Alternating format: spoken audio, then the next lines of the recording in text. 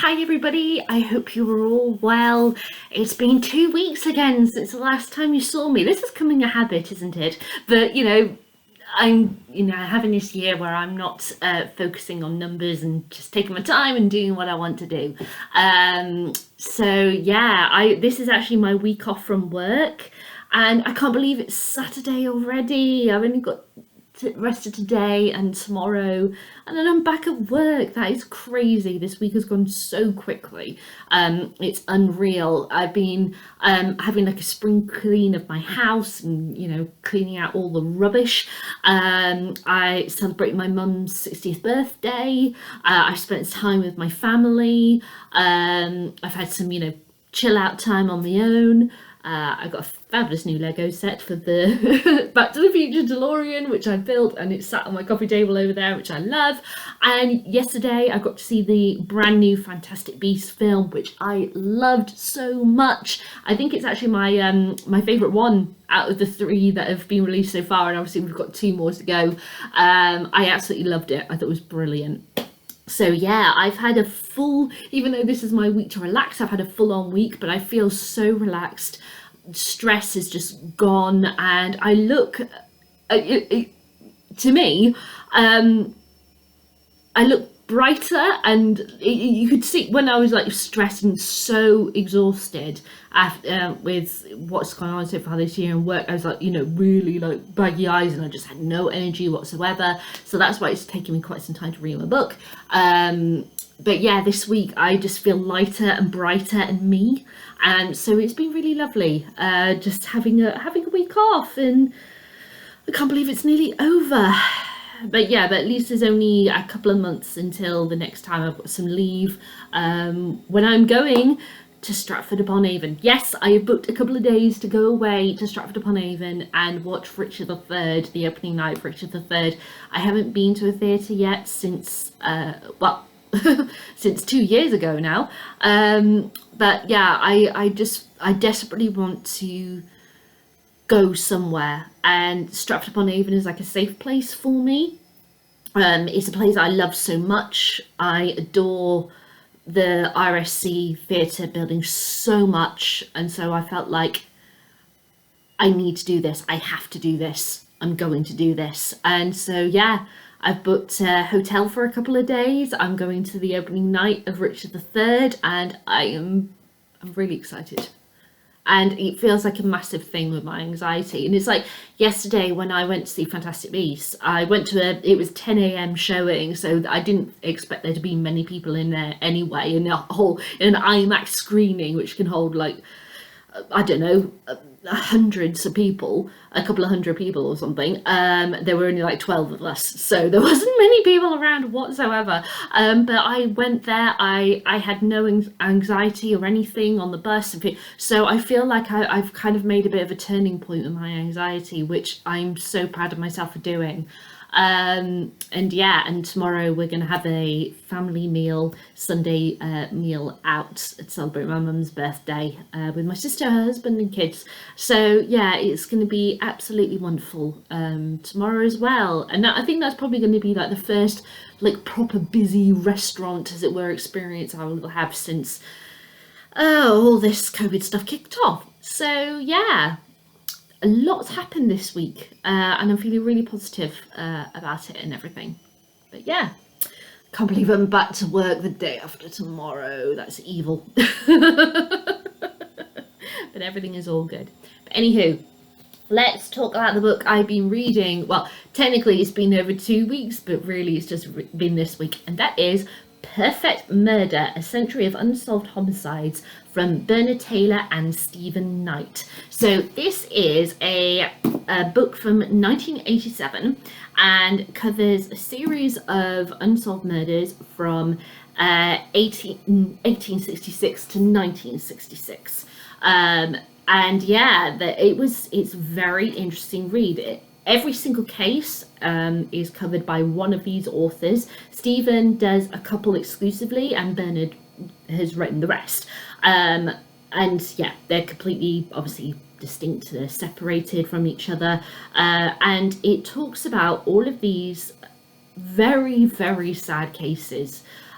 some that are very perplexing, some where it's very clear who committed the crime, but they got away with it.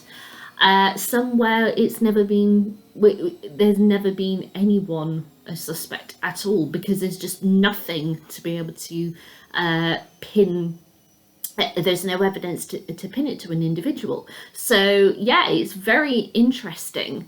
And I found this book a decent read, quite fascinating, and also rather perplexing. And the perplexing part isn't anything to do with the way it's constructed, the way it's written, none of that. It's just like,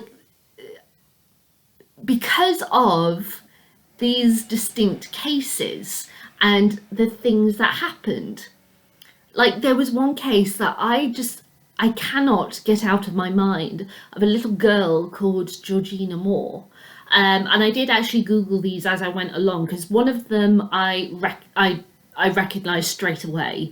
One of them, the name kind of seemed vaguely familiar and I wasn't sure. And the other ones were, I had absolutely no idea, I'd never heard of them. And I Googled them, and you can find pages, Wikipedia pages and all sorts relating to each of these cases online. So if you want to do some further research, you can go into that.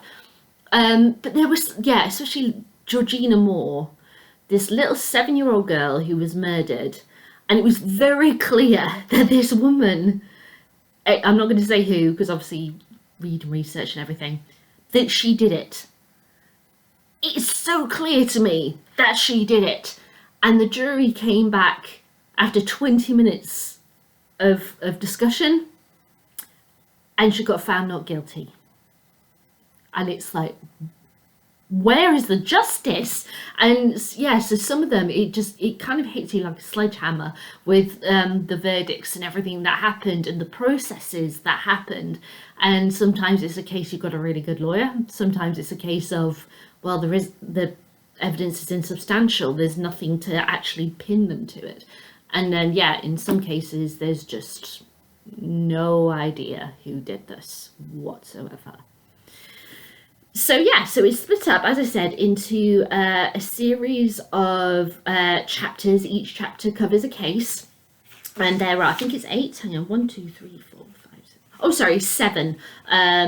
But one of them actually covers 2 cases that are related to each other.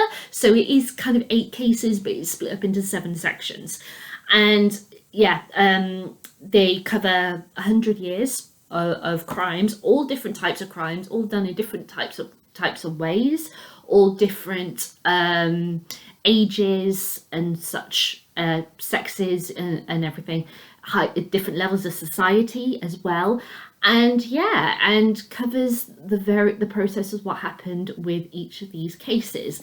Each case is written very succinctly. If you think about it, this is, I think it's about 350 pages, 352, and you've got 7 cases, but technically 8 in this, going from before the crime, and the aftermath of the crime. So as you can imagine, that is a lot of information to be able to put into one book, and both authors did very, very well. As I said, Stephen only covers 2 of these cases, and Bernard does the rest. So Bernard did the bulk of the writing of this, and I preferred his writing over Stephen's, if I'm honest. They're not drastically different, but you can tell there's a bit of a tonal difference as you're reading. They aren't really. I mean, they do set the scene, but it's not like they're not fictional authors, let me put it that way, where they, set the mood and the tone and the weather and all that lot to give you an idea.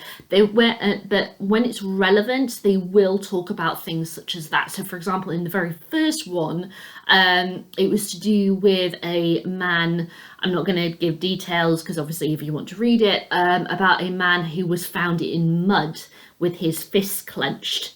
And what that's would mean, and obviously, okay, because of the ground, in order for it to be muddy, it had to have been raining, and so they give that kind of atmosphere to do with the weather, the pattern of the weather over the days before the crime took place. So yeah, so there's depending on the situation of the case, depends on exactly what they go over. But they have to obviously keep it at a really decent pace, which they do very well, which I liked. I also liked that I didn't necessarily. Maybe it helped that I only knew like one properly in full one case because of the twists and turns that these cases take. I didn't necessarily see coming. Like I said, the Georgina Moore one, I was like, what the fuck? That's ridiculous. Some of it, I was just a bit like, oh my god, because these are all British cases. It's like, I know that area. As I said at the beginning of this video about me going to Stratford-upon-Avon, I adore Stratford-upon-Avon. I think it's a beautiful place, and one of these cases, which I'm going to do a reading from now because I haven't done a reading in a long time, and because by the time I get to that point, I'm like, oh, I'm really late into the video, no one wants to hear me read now, so I'm going to do that reading now.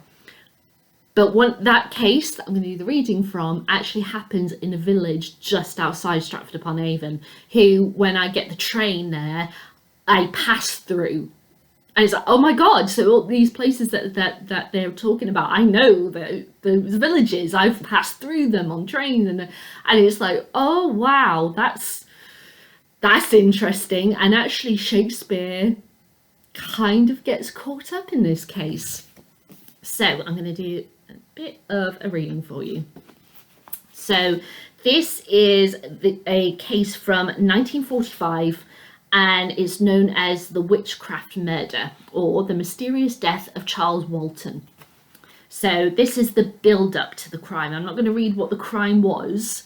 Obviously, it's murder, but but Charles's murder was like, whoa. Even like, I've read a lot of books on true crime. I'm not usually, taken aback by anything, but yeah, Charles's death was horrific. So yes, this is 1945. The devil, it is said, presents his neophytes with 3 familiars, or animal servants, a bird, a cat, or a dog, in exchange for their souls. A hellish black dog plays a prominent role in the savage unsolved murder of Charles Walton at the Warwickshire village of Lower Quinton in the closing months of World War II. Lower Quinton lies about 8 miles from Stratford-upon-Avon, a mile or so from the main A34 between Stratford and Chipping Norton. The village is at the heart of an area where witchcraft and black magic has flourished for centuries, possibly even for thousands of years. Some authorities have stated that it was in places like Lower Quinton where the youthful Shakespeare gained his knowledge of sorcery that he used in such devastating effects as in Macbeth. Even today, black sabbaths are said to be held within the circles of the ancient stones that dot the hilltops of that part of the Cotswolds. Almost every village in Warwickshire has its own legend associated with witches. At Longcompton, its familiar stagecoach is drawn by headless horses. Olscott is supposed to be haunted by a ghost that's half man, half calf, and Ragby Park claims a lady in white.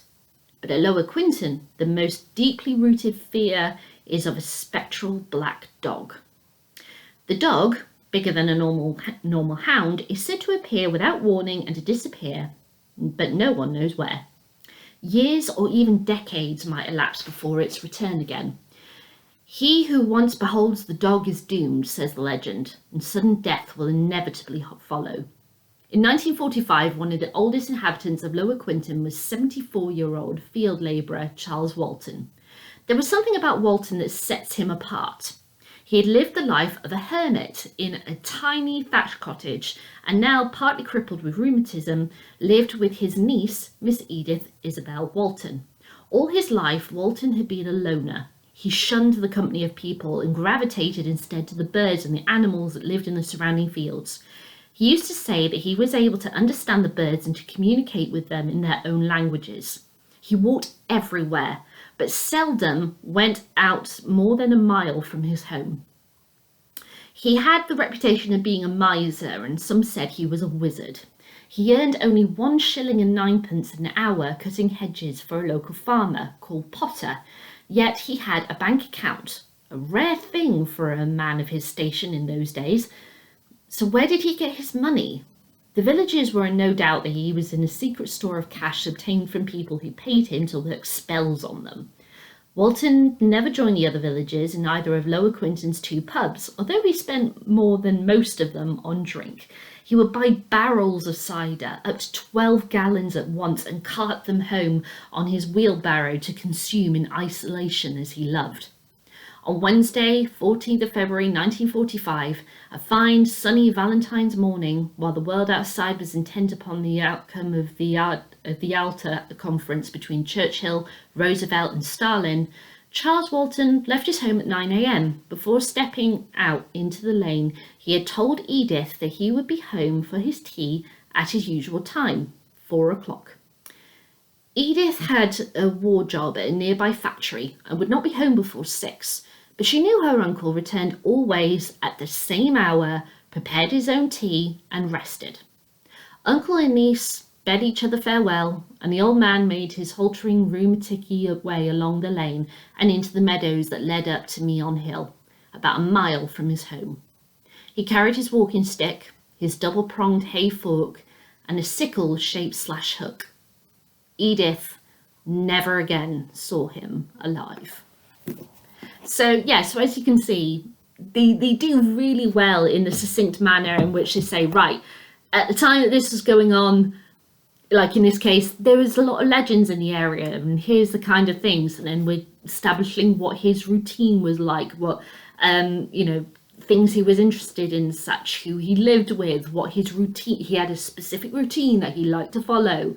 And then the routine got interrupted, and instantly Edith knew that something was wrong when she got back at 6, and there was no evidence that he had returned home at 4 o'clock and he wasn't there, and led them to find his body. And yes, but who did it? So I really did like the fact that these cases, especially the court proceedings, were so well detailed but were completely succinct.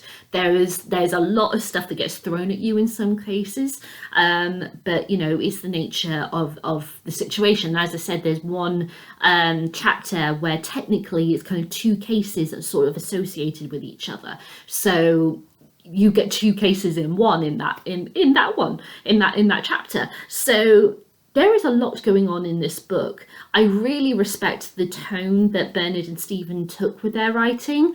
They were very respectable. Respectable. Sorry. My brain just went, no, that's not the right word. That's not the right word. What am I trying to say? Respective towards, that's the word. Towards the victim, their family, for any kind of associates, and especially in one case where, very sadly, a man's wife was murdered, and the husband, he wasn't able to deal with the grief. He struggled for a very long time and sadly took his own life. And the way in which, I think it's Bernard's chapter for that one, the way in which they approached that was very well done, I thought, because you could understand the depth of his despair and everything of what had happened, and it was very, very sad and very moving. It told everything in detail but kept it going at a good pace.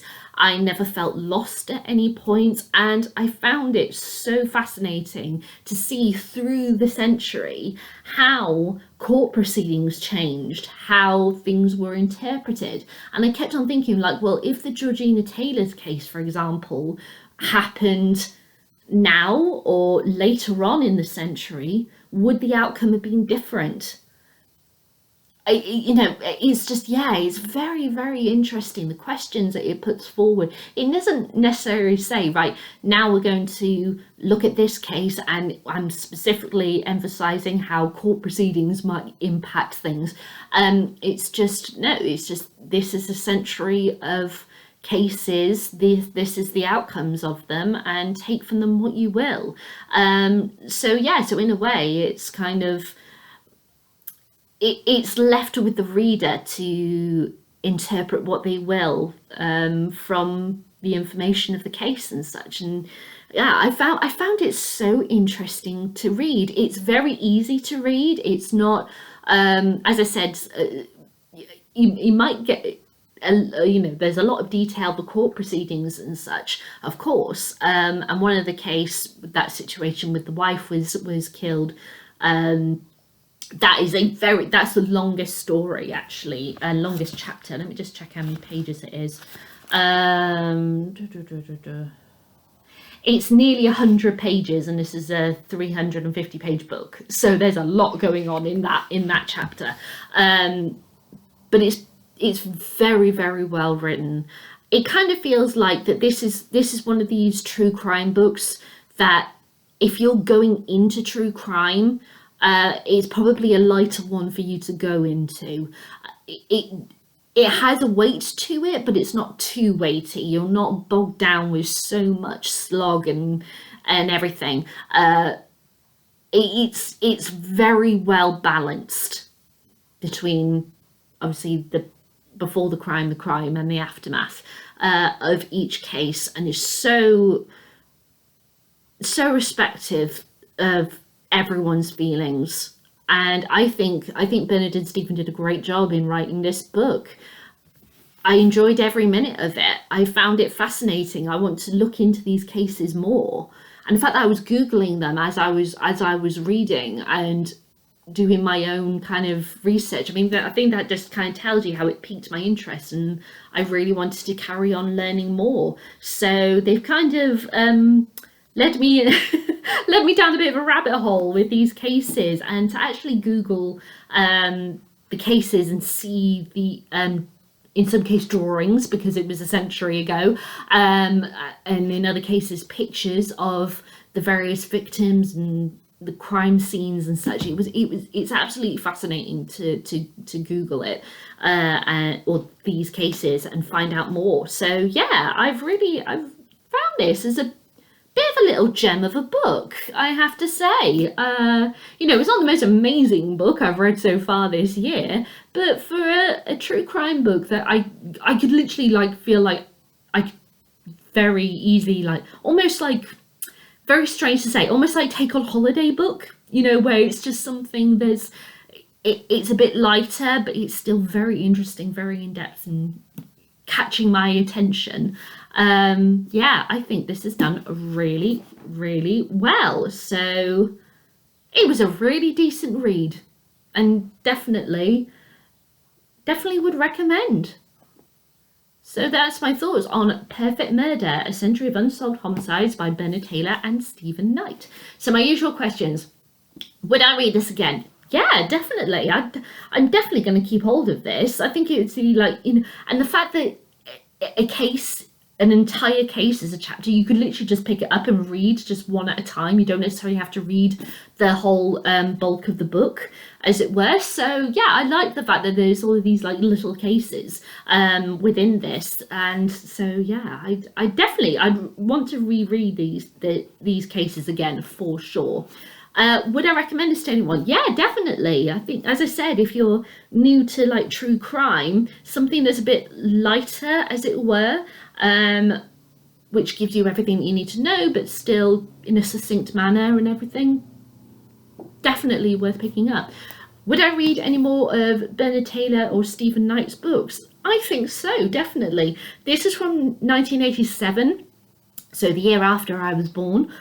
So I don't know. I haven't researched any of Bernard or Stephen's other books. If they have any other books, I have no clue. But I'll definitely have a look, see if I can find any, and see if they do have any other books, see what they're about. So yeah, I think I definitely would. So a little gem of a book, kind of perfect for my week off. And yeah, it was fascinating to read. So thank you, Bernard and Stephen. So those are my thoughts on Perfect Murder. Try and say that again. Perfect Murder. Have you read this book? I'd love to know what you think. Leave a comment in the comments box below. Give me a thumbs up, thumbs down. Entirely up to you. I'll let you decide. And I'll be back with my thoughts on my next read, which is The Lonely, with the terrible sticker residue that annoys the heck out of me, by Andrew Michael Hurley. So yeah, I mean, as I said, I'm back to work the day after tomorrow, so I'll see how my first week back at work goes, and you might see me next weekend, or it might be the week after, given what my routine has been like of late. I don't know. But yeah, I'll be back with my thoughts on The Lonely as soon as I'm done. All right, then, guys. Bye.